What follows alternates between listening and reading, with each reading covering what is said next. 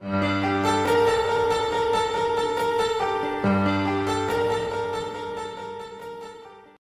Students, welcome everyone. तो आज हम लोग पढ़ने जा रहे हैं आयोनाइजेशन एंथैल्पी के बारे में। तो सबसे पहले हम लोग टर्म को समझते हैं। तो आयोनाइजेशन का मतलब है किसी भी चीज़ के आयोनाइज होने से। तो कोई भी अगर एटम है वो अगर अपनी न्यूट्रल स्टेट से या तो वो इलेक्ट्रॉन लूज करे या वो इलेक्ट्रॉन गेन करे, तभी वो आयोनाइज हो पाएगा। ठीक है, तो अगर कोई एटम इलेक्ट्रॉन गेन करता है तो वो एनायन का फॉर्मेशन करेगा, क्योंकि कोई भी न्यूट्रल एटम में जो इलेक्ट्रॉन और प्रोटॉन होते हैं उनमें बैलेंस्ड रेशियो रहता है। तो जब अगर हम एक एक्स्ट्रा इलेक्ट्रॉन ऐड करते हैं उसके अंदर, तो उसमें इलेक्ट्रॉन का जो रेशियो है वो एज कम्पेयर टू प्रोटॉन के बढ़ जाता है, तो वही उसके ऊपर चार्ज डेवलप हो जाता है, तो मतलब एनायन वो बन जाता है। अगर उसमें से अगर इलेक्ट्रॉन निकाल दें तो वहाँ पर इलेक्ट्रॉन की क्या हो जाएगी, कमी हो जाएगी। तो पॉजिटिव चार्ज जो है वो as compare to negative charge के ज़्यादा हो जाएगा, तो वहाँ पर क्या हो जाएगा, केटायन का फॉर्मेशन हो जाएगा। तो मतलब ये केटायन और एनायन का फॉर्मेशन हो जाएगा। अब बात करते हैं एंथैल्पी की। तो एंथैल्पी का मतलब है एनर्जी से।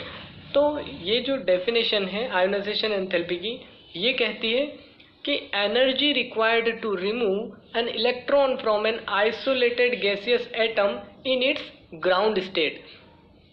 मतलब हमें किसी भी आइसोलेटेड गैसियस एटम को उसकी ग्राउंड स्टेट से अगर एक इलेक्ट्रॉन अगर हमको निकालना है तो उसके लिए कितनी एनर्जी की हमको रिक्वायरमेंट होगी। क्लियर होता है। अब देखो, यहाँ टर्म जो कंफ्यूज करती है वो ये करती है आइसोलेटेड गैसियस एटम। तो देखो, जो एलिमेंट होता है, एग्जांपल के लिए हम कार्बन ले लेते हैं।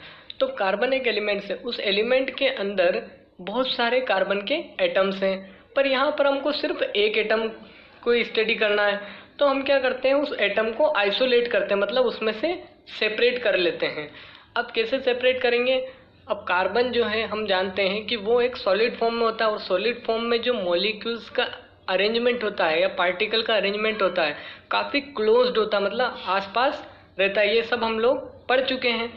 तो वहाँ पर क्या है, उन पार्टिकल का पास होना किसकी वजह से है, वहाँ पर क्या फोर्स ऑफ अट्रैक्शंस ज़्यादा हैं। तो अब हमको पार्टिकल को क्या करना है, सॉलिड से गैसियस एटम के फॉर्म में लेके आना है। तो हमको गैसियस स्टेट में पता है कि क्या होता है, पार्टिकल बहुत दूर दूर होते हैं। तो अब हम ये कैसे करेंगे, तो हम क्या करते हैं कि वहाँ पर डायरेक्ट प्रेशर जो होता है उसको हम कम कर देते हैं। जब प्रेशर कम हो जाएगा तब जो पार्टिकल्स होंगे उनके बीच में अट्रैक्शंस भी कम हो जाएंगे, तो वो सेपरेट हो जाएंगे, मतलब वो आइसोलेटेड गैसियस एटम बन जाएगा। क्लियर होती है बात। अब आगे चलते हैं। तो आयोनाइजेशन एंथैल्पी की जो यूनिट है वो है किलो जूल पर मोल। अब यहाँ हम इस डेफिनेशन को अगर समझें तो क्या होगा, जैसे ये एक्स एक एटम है और वो गैसियस स्टेट में है, तो जब हम इसमें से एक इलेक्ट्रॉन निकालेंगे तो ये यहाँ पर वही रेशियो बिगड़ेगा इलेक्ट्रॉन और प्रोटॉन का। तो यहाँ पे एक इलेक्ट्रॉन निकल रहा है तो यहाँ पर क्या हो जाएगा, इसके ऊपर पॉजिटिव चार्ज यानी कि केटायन का फॉर्मेशन कर देगा और ये इलेक्ट्रॉन निकल गया। तो एक इलेक्ट्रॉन निकल रहा है, इसलिए ये फर्स्ट आयोनाइजेशन एनर्जी। अब इसी केटायन को में से एक इलेक्ट्रॉन अगर हम और निकाल लें तो अब क्या होगा कि अब एक इलेक्ट्रॉन और निकाला तो ये एक्स पॉजिटिव से ये क्या बन गया, X2 पॉजिटिव, और ये एक इलेक्ट्रॉन और हमने निकाल लिया, तो उसको क्या बोलेंगे, सेकेंड आयोनाइजेशन एंथैल्पी या एनर्जी। अब ये ध्यान दीजिएगा कि यहाँ पर जो आयोनाइजेशन एंथैल्पी होती है वो हमेशा पॉजिटिव होती है, क्योंकि क्या होता है कि जब इलेक्ट्रॉन को निकालते हैं तो हमेशा एनर्जी की रिक्वायरमेंट होती ही होती है, इसलिए हमेशा आयोनाइजेशन एंथैल्पी की वैल्यू पॉजिटिव रहेगी।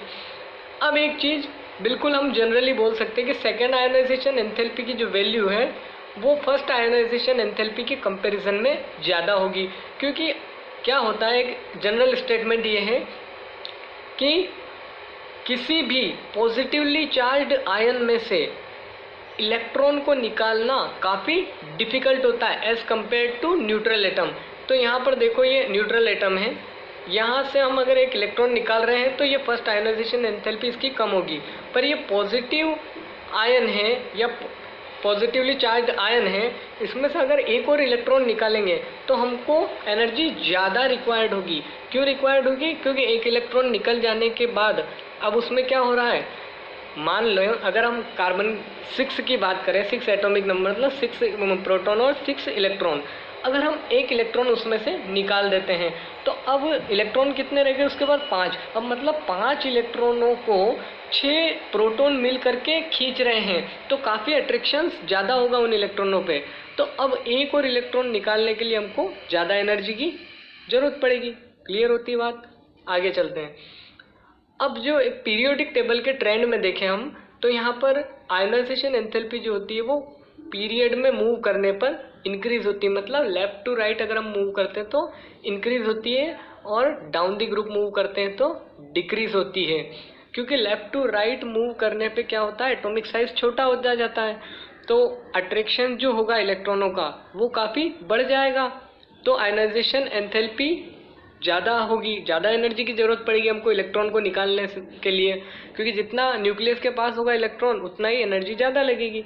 और डाउन दी ग्रुप अगर हम चलते हैं तो साइज़ क्या बढ़ जाता है, वैलेंस शेल्स की जो दूरी होती है न्यूक्लियस से वो काफ़ी बढ़ जाती है, तो हमको इलेक्ट्रॉन निकालने में काफ़ी आसानी होती है। क्लियर होती है बात? आगे चलते हैं। अब एक यहाँ पर शील्डिंग या स्क्रीनिंग का बहुत बड़ा रोल होता है।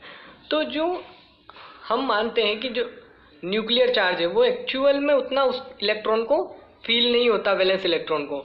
तो क्या होता है, जो इफेक्टिव न्यूक्लियर चार्ज जो वैलेंस इलेक्ट्रॉन एक्सपीरियंस कर रहे होते हैं वो एक्चुअल न्यूक्लियर चार्ज से काफ़ी लेस होता है। क्यों? क्योंकि यहाँ पर स्क्रीनिंग और शील्डिंग का फैक्टर काम करता है, जो कि वैलेंस इलेक्ट्रॉन को न्यूक्लियस से शील्ड करता है। और ये इसका काम कौन करता है ऐसा शील्डिंग का? वो इंटरवेनिंग कोर इलेक्ट्रॉन्स ऐसा काम करते हैं। देखो, तो शील्डिंग कब इफेक्टिव होगी? जब जो इनर शेल के ऑर्बिटल्स होंगे वो कंप्लीटली फिल्ड होंगे। जैसे हम एल्कली मेटल्स को ले लेते हैं, तो यहाँ लिथियम का हमने एग्जांपल लिया। यहाँ पर 1s2 ये क्या है, इनर शेल के ऑर्बिटल है, और ये 1s2 मतलब ये जो इनर शेल है मतलब वन शेल जो है ये कंप्लीटली फिल्ड है। तो ये क्या करेगी कि ये शील्डिंग को बढ़ा देगी। तो ये जो 2s इलेक्ट्रॉन है ये न्यूक्लियस से कम अट्रैक्टेड होंगे। तो न्यूक्लियस से कम अट्रैक्टेड होंगे तो कम अट्रैक्शन फील करेंगे, और इसी के कारण तो जो हम मानते हैं कि ये 3 पॉजिटिव चार्ज एक्सपीरियंस कर रहे होंगे, पर ये एक्चुअल में +3 पॉजिटिव चार्ज एक्सपीरियंस नहीं करते हैं, हमेशा +3 से कम ही एक्सपीरियंस करते हैं। क्यों? क्योंकि इलेक्ट्रॉन इलेक्ट्रॉन रिपल्शन की भी यहाँ पर फैक्टर आ जाता है। क्लियर होती है बात? आगे चलते हैं। अब हम बात करते हैं यहाँ पे ट्रेंड्स की। तो क्या होगा जब हम डाउन द ग्रुप मूव करते हैं तो क्या होता है, तो लिथियम से फ्रेंशियम अगर हम जा रहे हैं तो इलेक्ट्रॉन कहाँ पर जा रहे हैं, डिफरेंट प्रिंसिपल क्वांटम नंबर में। देखो ये हमने कॉन्फ़िगरेशन लिखा हुआ है। तो अब यहाँ देखो, यहाँ वैलेंस इलेक्ट्रॉन यहाँ 2s में है, फिर यहाँ 3s में है, फिर यहाँ 4s में है। तो मतलब जो प्रिंसिपल क्वांटम नंबर है वो उसकी वैल्यू बढ़ती जा रही है। तो आउटर मोस्ट जो इलेक्ट्रॉन होता है वो न्यूक्लियस से काफ़ी दूर चला जाता है, क्योंकि ये जो 4s शेल है ये न्यूक्लियस से काफ़ी दूर होगी, उससे पास कौन सी होगी, 3s शेल होगी। क्लियर होती है बात? तो ये जो इंक्रीज्ड शील्डिंग होती है न्यूक्लियर चार्ज की, कैसे, इनर लेवल के इलेक्ट्रॉनों से। अभी जो फैक्टर हमने पढ़ा था स्क्रीनिंग इफेक्ट वाला, मतलब इनर कोर के इलेक्ट्रॉन जो हैं वो भी न्यूक्लियर चार्ज को शील्ड करते हैं उन आउटर मोस्ट इलेक्ट्रॉन तक पहुंचने के लिए, मतलब वहाँ पर वो रोक पैदा करते हैं उसकी। क्लियर है? उसके बाद तो हम डाउन द ग्रुप जब हम मूव करते हैं तो शील्डिंग जो होती है वो इंक्रीजिंग न्यूक्लियर चार्ज पे आउटवे कर जाती है, मतलब उस पर भारी पड़ जाती है। तो आईपी क्या हो जाता है, डिक्रीज हो जाता है। क्लियर होती है बात? आगे चलते हैं। अगर हम पीरियड में मूव करने की बात करें तो लिथियम से हम जा रहे हैं फ्लोरीन की ओर। तो इलेक्ट्रॉन क्या सेम प्रिंसिपल क्वांटम नंबर में जाते हैं। जैसे देखो यहाँ 2s में जा रहा है, 2s में जा रहा है, ठीक है, यहाँ 2p में जा रहा है। एक बात ध्यान रखना है, प्रिंसिपल क्वांटम नंबर की बात हो रही है, मतलब प्रिंसिपल क्वांटम नंबर क्या है, ये 2, ये 2, ये 2, ये प्रिंसिपल क्वांटम नंबर है, ठीक है। तो 2 जो प्रिंसिपल क्वांटम नंबर 2 है उसी के अंदर इलेक्ट्रॉन्स सभी में जा रहे हैं, बढ़ रहे हैं। तो जो न्यूक्लियर चार्ज की जो शील्डिंग होती है वो जनरली होती किससे है, इनर कोर के इलेक्ट्रॉन से। तो वो जो शील्डिंग होती है वो इतनी नहीं बढ़ पाती है कि वो इलेक्ट्रॉनों का अट्रैक्शन न्यूक्लियस की ओर जो हो रहा है उसको रोक सके, ठीक है। तो इसलिए पीरियड में अगर हम मूव करते हैं तो न्यूक्लियर चार्ज तो बढ़ ही रहा होता है, तो न्यूक्लियर चार्ज यहाँ पर भारी पड़ जाता है शील्डिंग के ऊपर। तो आउटरमोस्ट इलेक्ट्रॉन जो होते हैं वो और टाइटली न्यूक्लियस के पास आ जाते हैं और आईपी क्या हो जाता है, बढ़ जाता है, क्योंकि अब अट्रैक्शन ज़्यादा है तो इलेक्ट्रॉन्स को निकालने में हमको उतनी ही एनर्जी की ज़रूरत होगी। क्लियर होती है बात।